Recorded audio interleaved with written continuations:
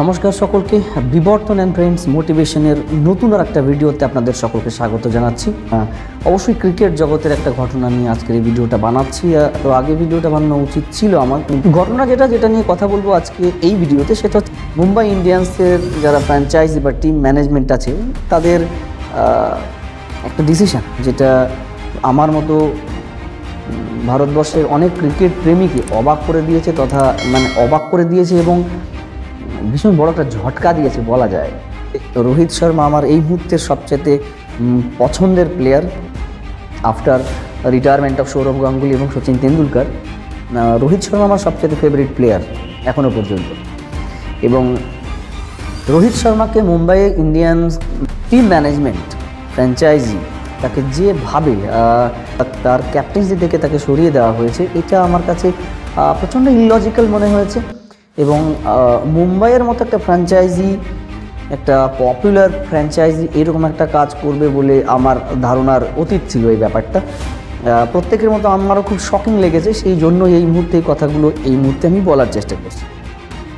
প্রথমত, ব্যক্তিগতভাবে আম্বানির কোনো কাজকর্ম, আম্বানি গোষ্ঠীর কোনো কাজকর্ম বা কর্মকাণ্ডই আমার অ্যাকচুয়ালি মন থেকে ভালো লাগে না। সেটা তাদের প্রোডাক্ট হোক, কোনো সার্ভিস হোক বা ফ্র্যাঞ্চাইজি হোক।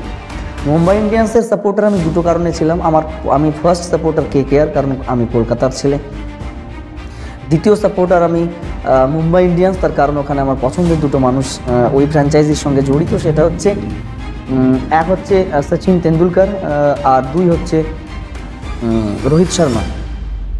এই দুইজনের জন্য আমার সেকেন্ড সাপোর্টিং টিম হচ্ছে আইপিএলে মুম্বাই ইন্ডিয়ান্স।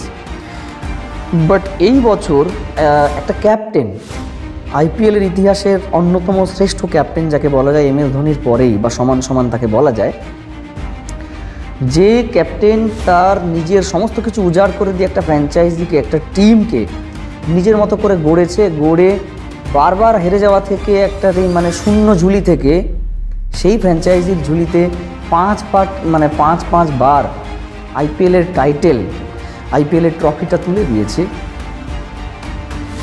কতটা ছোটলোকপূর্ণ, ছোটলোকী মানসিকতা থাকলে বা কতটা অভদ্র মেন্টালিটি থাকলে বা কতটা অকৃতজ্ঞ হলে একটা টিম ম্যানেজমেন্ট বা একটা ফ্র্যাঞ্চাইজ বা একটা টিমের মালিক এত বড় একটা কন্ট্রিবিউশন রাখা টিমের সবচাইতে ভরসাযোগ্য একজন টিমমেট বা একজন টিম লিডার, তাকে এইভাবে অপমানিত করে, ছোট করে, লাঞ্ছিত করে তাকে ক্যাপ্টেন্সি থেকে সরানো যায়।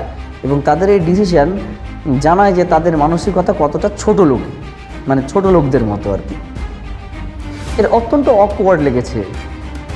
মুম্বাই ইন্ডিয়ান্সের রোহিত শর্মা ক্যাপ্টেন হওয়ার আগে যে মুম্বাই ইন্ডিয়ান্স ছিল এবং রোহিত শর্মা ক্যাপ্টেন হওয়ার পরে মুম্বাই ইন্ডিয়ান্স, তারা হয়তো চ্যাম্পিয়ন প্রত্যেকবার হয়নি, কিন্তু যেভাবে খেলেছে, যেভাবে কামব্যাক করে হারা ম্যাচগুলো যেভাবে সবাই এমন একটা পর্যায়ে গেছিলো কিছু বছর যে সবাই ভেবেছিল যে গ্রুপ লিগে আউট হয়ে যাবে, সেখান থেকে একটা টিমকে চ্যাম্পিয়ন্স করে নিয়ে আসা 5বার, it's not a matter of joke.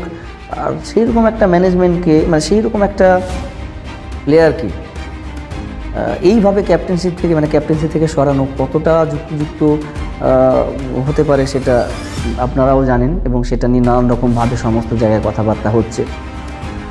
তার চাইতে বড় শকিং এই ডিসিশনটা আমার কাছে লেগেছে। তার কারণ হচ্ছে রোহিত শর্মা যেভাবে পারফরমেন্স করেছে এইবার বিশ্বকাপে, ওডিআই ওয়ার্ল্ড কাপে, এবং যেভাবে তিনি ক্যাপ্টেন্সি করেছেন, সারা পৃথিবীর মানুষের নজর কেড়েছে। এবং সে তুখোর ফর্মে রয়েছে এইবার, এই বছরটা। ইভেন এখনও পর্যন্ত তিনি টিম ইন্ডিয়ার ক্যাপ্টেন হিসেবে ফার্স্ট প্রায়োরিটি হিসেবে তাকে বিবেচনা করা হচ্ছে, ফার্স্ট চয়েস হিসেবে তাকে বিবেচনা করা হচ্ছে। এবং বিসিসিআই এখনও পর্যন্ত সাফ জানিয়ে দিয়েছে যে T20 2024 ওয়ার্ল্ড কাপের ক্যাপ্টেন্সি করবে টিম ইন্ডিয়ার হয়ে রোহিত শর্মা। অনগোয়িং একটা টিমের, ন্যাশনাল টিমের একটা ক্যাপ্টেনকে, জাতীয় দলের ক্যাপ্টেনকে আপনি এইভাবে অপমানিত করে কীভাবে তাড়াতে পারেন? আরে চেন্নাই সুপার কিংসকে দেখে কিছু শিখুন। খেলতে চাইছে না, তাও ফ্র্যাঞ্চাইজি বারবার ধরে রাখতে চাইছে, যতদিন খেলবে আমাদের ক্যাপ্টেন হিসেবে খেলছে, আমাদের ক্যাপ্টেন হিসেবে বলছে। এটাকে বলা হয় লয়্যালটি, এটাকে বলা হয় কমিটমেন্ট, এটাকে বলা হয় ইমোশন, এটাকে বলা হয় মানে প্রতিভার উপযুক্ত কদর করা, যেটার কোনোটাই আপনারা করতে পারেন না।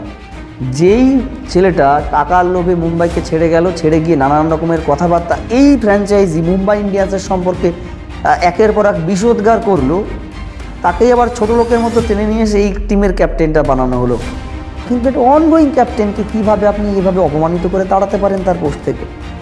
আপনাদের কী মনে হয়েছে আপনারা কমেন্ট করে জানান। আর আপনারা ব্যাপারটাকে কীভাবে দেখছেন কমেন্ট করে জানান। ভিডিওটা ভালো লাগলে লাইক করুন, শেয়ার করুন, অবশ্যই সাবস্ক্রাইব করতে ভুলবেন না। নোটিফিকেশানে ক্লিক করে অল সিলেক্ট করে রাখুন। দেখা হচ্ছে পরবর্তী ভিডিওতে খুব শিগগির। জয় হিন্দ, বন্দে মাতরম। ধন্যবাদ।